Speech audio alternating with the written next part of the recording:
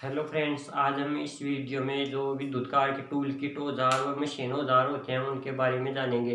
तो हमारा जो भाग वीडियो का जो पार्ट फर्स्ट और सेकंड था उसमें हमारे 30 जो टूल किट औजार थे वो कंप्लीट हो गए थे।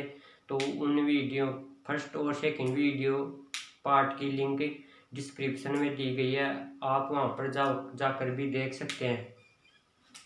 तो तीसरे पार्ट में हमारा अगला टूल किट औजार है रिमर। इसमें ये वाला भाग रिमर होता है और ये वाला भाग इसका हैंडल होता है। रिमर का उपयोग किसी भी पीवीसी पाइप या पीवीसी पाइप को जब हेक्सा द्वारा काटा जाता है तो इस पर कुछ नुकीले भाग रह जाते हैं। उन नुकीलों भागों को घिसने के लिए रिमर का प्रयोग किया जाता है। इस रिमर वाले इस भाग को पाइप के अंदर फंसाकर उसे चिकना बना दिया जाता है, जिससे कोई भी विद्युत वायरिंग का इंसुलेशन नहीं छिल सके, इसलिए रिमर का प्रयोग किया जाता है। इसके बाद हमारा रेचिट ब्रेस में यह वाला भाग नोब होता है जिसे हम हैंडल कहते हैं। इस भाग को दबाकर पकड़ा जाता है, हाथ से दबाया जाता है। इसके बाद ये हाथ से घुमाया जाने वाला हैंडल वाला भाग है जिसको हाथ से ऐसे घुमाया जाता है। और ये जो जबड़ा होता है जिसके अंदर ड्रिल बिट को कसा जाता है, इसके अंदर ड्रिल बिट को कसा जाता है। और यह चौक है जिससे बिट छोटी या बड़ी साइज के बिट को अंदर फिट किया जा सकता है। तो रेचिट ब्रेस है, इसका उपयोग ड्रिल मशीन के स्थान पर किसी ड्रिल मशीन से किसी जो कोने होते हैं उनमें छिद्र नहीं किए जा सकते आसानी से, तो उसे छिद्र करने के लिए रेचिट ब्रेस का प्रयोग किया जाता है। इसमें इस भाग को पुश करके इस हैंडल से इसको घुमाया जाता है। तो इसका उपयोग कोनों में छिद्र करने के लिए, किसी लकड़ी में कोनों में छिद्र करने के लिए इसका प्रयोग किया जाता है। इसके बाद हमारा इलेक्ट्रिक ड्रिल मशीन जो विद्युत से चलती है वो मशीन इलेक्ट्रिक ड्रिल मशीन कहलाती है। तो इलेक्ट्रिक ड्रिल मशीन होती है, इसके अंदर मोटर होती है, इसके अंदर यूनिवर्सल मोटर प्रयोग की जाती है। ड्रिल मशीन के अंदर यूनिवर्सल मोटर प्रयोग की जाती है। ड्रिल बिट की जो ड्रिल में बिट होता है उस मिनिमम 8 mm तक का बिट इसके अंदर कसा जा सकता है। जो ड्रिल मशीन होती है उसमें छोटे से छोटा 8 mm तक के बिट को फिट किया जा सकता है। और ये बिट कसने वाला भाग हो गया जो की से कसा जाता है। और ये इसका पुश बटन स्विच, ये इससे ड्रिल मशीन को चलाया जाने वाला पुश बटन स्विच है जिससे ड्रिल मशीन को चलाया जाता है। आजकल जो ड्रिल मशीन होती है वो लेफ्ट जो क्लॉकवाइज एंड एंटी क्लॉकवाइज दोनों दिशाओं में घूर्णन करती है, उसमें दोनों दिशाओं को चेंज करने के लिए एक पुश बटन स्विच लगा होता है जिसे क्लॉकवाइज या एंटी क्लॉकवाइज दिशा में चलाया जा सकता है। और ये वाला भाग इसका हैंडल कहलाता है, हैंडल जिसे हाथ से पकड़ा जाता है। और ये इसका इलेक्ट्रिक वायर हो गया। तो ये हमारी ड्रिल मशीन है। ड्रिल मशीन का उपयोग चद्दरों, लकड़ी, सभी प्रकार के जो धात्विक या लकड़ी के भाग होते हैं उनमें छिद्र करने के लिए ड्रिल मशीन का प्रयोग किया जाता है। वर्तमान में हमारी जो ड्रिल मशीन है वो क्लॉकवाइज एंड एंटी क्लॉकवाइज घूमने वाली ड्रिल मशीन है, उनका उपयोग स्क्रूओं को खोलने या जुड़ने में भी किया जाता है। इसका बाद हमारा बियरिंग पुलर, जिस पुलर में दो समायोजनीय टांगे होती हैं वो बियरिंग पुलर कहलाता है। पुल्ली पुलर होता है उसमें 3 समायोजनीय टांगे होती हैं। जिस जिस पुलर में 3 समायोजनीय टांगे होती हैं उसे पुल्ली पुलर कहते हैं, और जिसमें 2 समायोजनीय टांगे होती हैं उसे बेयरिंग पुलर कहते हैं। बेयरिंग पुलर में एक स्क्रू होता है और ये मूवेबल लेग्स होते हैं जो गति करते हैं। इनको छोटे या बड़े बेयरिंग में आसानी से फिट किया जा सकता है, और बेयरिंग के इस स्क्रू को घुमाकर जो मोटर की सापट या अन्य किसी यंत्र पर कसी बेयरिंग को उतारने के लिए बेयरिंग पुलर का प्रयोग किया जाता है, जिससे सापट पर कोई दांत की चोट से कोई फैले नहीं और आसानी से खुल भी जाए। तो इसलिए किसी भी मोटर की पुली बेयरिंग को उतार या मोटर जनरेटर के बेयरिंग को उतारने के लिए बेयरिंग पुलर का प्रयोग किया जाता है। ये बेयरिंग पुलर होता है वो कास्ट स्टील का बना होता है। इसके बाद हमारा स्टोक एंड डाई। इसमें ये वाला भाग इसका हैंडल होता है, और ये वाला भाग इसका जो वृत्ताकार भाग है ये स्टोक कहलाता है, और ये वाला भाग जिसके अंदर पाइप को कसा जाता है ये डाई कहलाता है। जो इसका हैंडल होता है वो लोहे का बना होता है, और जो इसकी डाई होती है वो कास्ट आयरन की बनी होती है। स्टोक एंड डाई इसका उपयोग किसी भी पीवीसी या जीआई पाइप के सिरों पर चूड़ी निकालने के लिए इसका प्रयोग किया जाता है। इस वाले भाग के अंदर जीआई पाइप को कसकर इन हैंडलों को घुमाकर जीआई पाइप के सिरों पर आसानी से चूड़ियाँ निकल जाती हैं, और यहाँ पर मूवेबल स्क्रू है जिसको छोटे या बड़े पाइप के अनुसार इसके अंदर फिट किया जा सकता है। तो ये हमारा ये वाला भाग इसका हैंडल हो गया, ये इसका स्टोक हो गया, और ये डाई कास्ट आयरन की बनी होती है, जबकि स्टोक एंड हैंडल ये लोहे के बने होते हैं। इसके बाद हमारा वाइस अनेक प्रकार के होते हैं, जैसे hand vice, pipe vice, bench vice, अन्य प्रकार के ये वाइस होते हैं।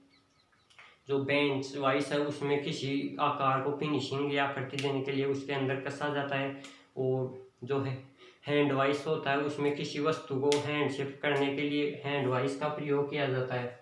और ये पाइप वाइस है जिसको पाइप जीआई या पीवीसी पाइप को टाइट करने या पकड़ने के लिए पाइप वाइस का प्रयोग किया जाता है। पाइप वाइस में ये वाला भाग इसका हैंडल कहलाता है, और ये स्क्रू वाला भाग है, और इसमें ये डाई यहाँ पर डाई लगी होती है जो कास्ट आयरन की बनी होती है। पाइप वाइस का प्रयोग पाइप को टाइट या कसकर पकड़ने के लिए पाइप वाइस का प्रयोग किया जाता है। इसके अलावा बेंच वाइस, पाइप वाइस इनका उपयोग जो शिरोपरी लाइन है उनमें जो वायरमैन होते हैं वो लाइन में वायरों को पकड़ने के लिए करते हैं। लाइन वाइस का प्रयोग लाइनों में तारों को पकड़ने के लिए करते हैं। तो ये हमारी वाइस हो गई। इसके बाद हमारा पुल्ली पुलर। जिस पुलर में 3 समायोजनीय टांगे होती हैं उसे पुल्ली पुलर कहते हैं। पुल्ली पुलर में यह स्क्रू वाला भाग होता है जिसे खोला या बंद किया जा सकता है, और ये 1 2 3 ये लेग होते हैं, मूवेबल लेग होते हैं, जो कि किसी भी सापट के अंदर या पुली के अंदर आसानी से फिट किए जा सकते हैं। पुली पुलर का उपयोग किसी भी मोटर या जनरेटर की पुली उतारने के लिए पुली पुलर का प्रयोग किया जाता है। पुली के नाम से स्पष्ट होता है कि पुली को उतारने वाला यंत्र पुली पुलर और बेरिंग को उतारने वाला यंत्र बेरिंग पुलर कहलाता है।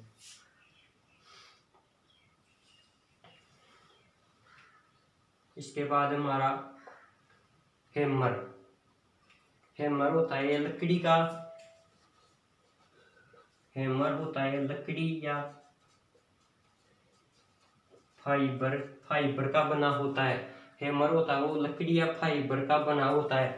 ये 500 ग्राम तथा 1000 ग्राम में बने होते हैं। 500 तथा 1000 ग्राम में बने होते हैं। तो हैमर होता है वो लकड़ी या फाइबर का बना होता है। ये 500 ग्राम तथा 1000 ग्राम में बने होते हैं। इसमें ये वाला भाग इसका हैंडल कहलाता है और ये इसका फेस कहलाता है और ये इसकी बॉडी हो गई। ये वाला भाग इसकी बॉडी हो गई, ये वाला भाग इसका फेस हो गया और ये इसका हैंडल हो गया। तो हैमर लकड़ी या फाइबर का बना होता है। ये 500 ग्राम तथा 1000 ग्राम में बने होते हैं। ये वाला भाग इसका बॉडी कहलाता है, ये इसका फेस और ये हैंडल। हैमर होता है उसका प्रयोग किसी भी धात्विक चादरों को सीधा करने के लिए या किसी भी एल्यूमिनियम या कॉपर के वायरों को सीधा करने के लिए हैमर का प्रयोग किया जाता है। इसके बाद हमारा वायर गेज SWG।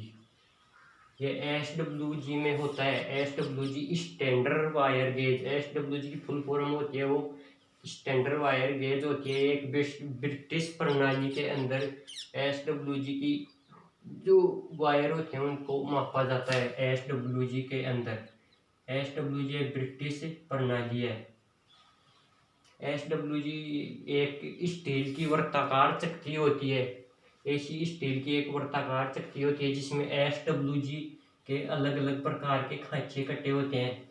इसमें जिस कॉपर के वायर का इंसुलेशन जो गेज मापा जाता है, तो किसी भी कॉपर के वायर का इंसुलेशन उतारने के बाद उसका गेज मापा जाता है। कभी भी इंसुलेशन रहित वायर का इंसुलेशन जो गेज है वो नहीं मापा जाता है। आजकल हमारा पहले SWG के अंदर वायर को मापा जाता है, आजकल mm में भी मापने वाले यंत्र आ गए जिसमें वायर की साइज को mm में भी मापा जाता है। जैसे हमारे माइक्रोमीटर हो गया, माइक्रोमीटर के द्वारा भी mm में जो वायर होते हैं उनकी साइज को मापा जाता है। इसके बाद हमारा बल्लो लैंप। इसमें यह वाला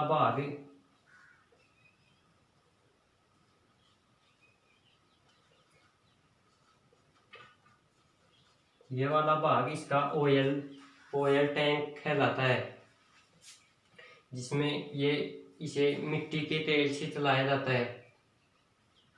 बल्लो लैंप का ये वाला भाग ऑयल टैंक कहलाता है, जिसके अंदर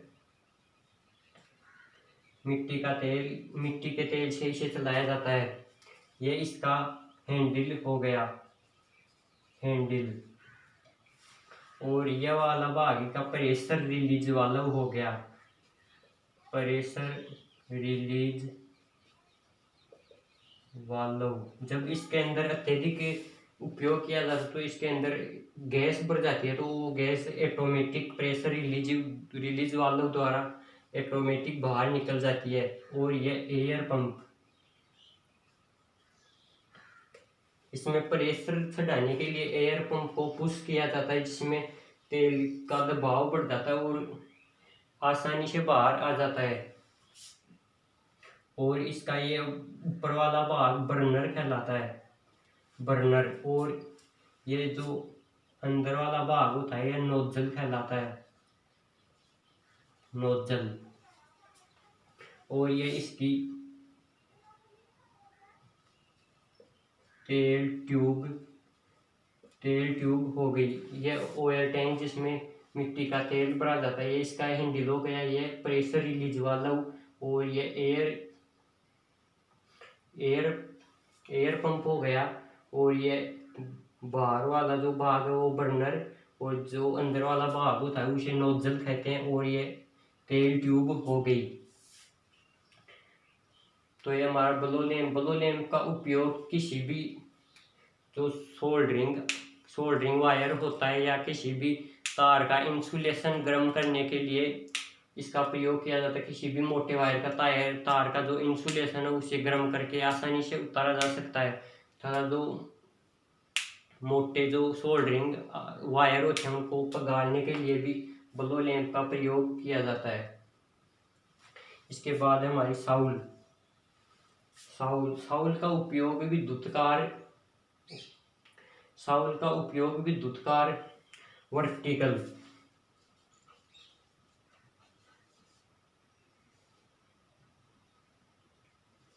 ऊर्ध्वाधर, जिसे हम ऊर्ध्वाधर खड़ी वैद्युतिक वायरिंग में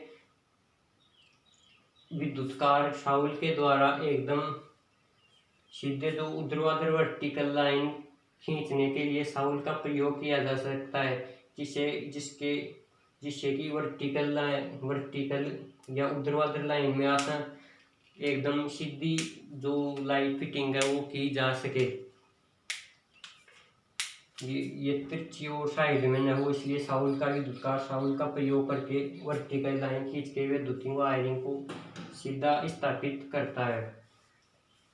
इसके बाद में हमारा सोल्डरिंग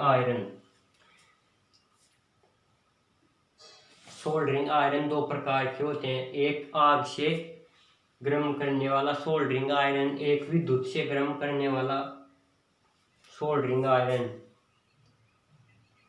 ये ऊष्मा से गर्म किया जाने वाला सोल्डरिंग आयरन हो गया। ये इलेक्ट्रिक विद्युत से गर्म किया जाने वाला सोल्डरिंग आयरन हो गया। तो ये जो ऊष्मा से गर्म किया जाने वाला सोल्डरिंग आयरन है, इसकी जो बिट होती है वो तांबे की बनी होती है, ये इसकी बिट होती है, और ये इसका हैंडल होता है जो लकड़ी का बना होता है। तो ये आग से गर्म किया जाने वाला सोल्डरिंग आयरन है। ये इसका उपयोग अभी प्रचलित हो चुका है। इसके स्थान पर इलेक्ट्रिक सोल्डरिंग आयरन का प्रयोग किया जाता है। इलेक्ट्रिक सोल्डरिंग आयरन होता है उसमें यह बिट तांबे की बनी होती है। ये इसका हैंडल हो गया। इलेक्ट्रिक सोल्डरिंग आयरन होता है, इसका जो हैंडल होता है वो लकड़ी या प्लास्टिक का बना होता है, कठोर प्लास्टिक का बना होता है, और ये इसका वैद्युतिक वायर हो गया जिसको विद्युत स्रोत से संयोजित किया जाता है। तो विद्युत कार होता है वो 250 ग्राम तथा 65 वाट वाली जो सोल्डरिंग आयरन होती है उसका प्रयोग करता है। तो विद्युत कार के लिए 250 ग्राम तथा 65 वाट वाली सोल्डरिंग आयरन का प्रयोग किया जाता है। तो इसका जो उपयोग होता है वो किसी भी वायर या जो पीसीबी प्लेट होती है उन पर टाँका लगाने के लिए इलेक्ट्रिक सोल्डर का प्रयोग किया जाता है। यह हमारी कड़छी जिसके अंदर टैंक होता है। ये एक बाल्टी के आकार की होती है, जिसे केतली के आकार की भी हो सकती है। इसके अंदर सोल्डरिंग आयरन को पिघाल कर इसके अंदर भरा जाता है। सोल्डरिंग वायर होता है उसको लिक्विड टाइप में करके इसके अंदर भरा जाता है। इसकी जो कड़छी की धारिता होती है वो 0.5 से 1 लीटर तक होती है। कड़छी की जो धारिता होती है वो 0.5 से 1 लीटर तक होती है। इसका उपयोग जो इलेक्ट्रिक सोल्डरिंग आयरन होता है इससे बड़े जो एल्यूमिनियम के तार होते हैं उन पर टाँका आसानी से नहीं लगाया जा सकता, इसलिए कड़छी के द्वारा सोल्डरिंग वायर होता है उसको लिक्विड रूप में करके जो बड़े तारों के जॉइंट होते हैं उन पर इस कड़छी के द्वारा उस पर डाला जाता है। इसको टाइम पर गर्म किया जाता है जिससे यह जल्दी से ठंडा ना हो और लिक्विड रूप में बना रहे। तो इस कड़छी के द्वारा, जिसे हम लेडल बोलते हैं कड़छी, इस कड़छी के द्वारा वे इसके ऊपर तारों को रखकर जो एल्यूमिनियम के तार होते हैं उन पर सोल्डरिंग जो वायर होता है उसके जो लिक्विड होता है उसको तारों के जॉइंटों के ऊपर डाल दिया जाता है जिससे तार आसानी से चिपक सके। विद्युत कार होता है वो 0.5 धारिता वाली कड़छी का प्रयोग करता है। तो ये हमारे जो टूल किट और मशीन औजार थे वो कंप्लीट हो गए।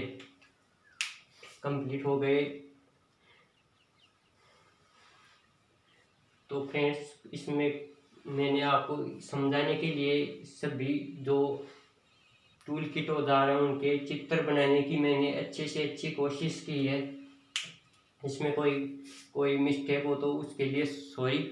मेरा वीडियो आपको अच्छा लगे तो लाइक और शेयर ज़रूर करें और आप इस चैनल पर नए हैं तो सब्सक्राइब ज़रूर करें। धन्यवाद।